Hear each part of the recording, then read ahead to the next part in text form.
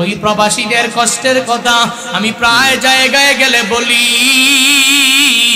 এরা আমাদেরকে টাকা পাঠায় কি পরিমাণ কষ্ট করে করে করে করে করে বাংলাদেশের রেমিটেন্সটাকে পরিপূর্ণ মজবুত করে দেয়।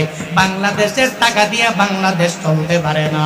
আমাদের প্রবাসী ভাইদের সৌদি আরবে কষ্ট করে করে ওরা টাকা পাঠায়, ইয়ামানে থাকে ওই জায়গায় কষ্ট করে করে টাকা পাঠায়, সিঙ্গাপুরে থাকে ওই জায়গায় কষ্ট করে টাকা পাঠায়, ইউরোপ কান্ট্রিতে থাকে ওই জায়গায় কষ্ট করে সুন্দর করে বাংলাদেশের মানুষের জন্য একটু ভালো চলার জন্য এরা বাংলাদেশের জমিনের মধ্যে টাকা পাঠায়। কিন্তু কপাল বড় খারাপ, আমরা প্রবাসী ভাইদেরকে বাংলাদেশের এয়ারপোর্টে আসার পরে সম্মানও করা হয় না, এদের কদর দেওয়া হয় না, বরং সম্মান দেওয়ার বদলে কি পরিমাণ বাস প্রবাসীওয়ালাদেরকে দেয়। আমগো এয়ারপোর্টের কিছু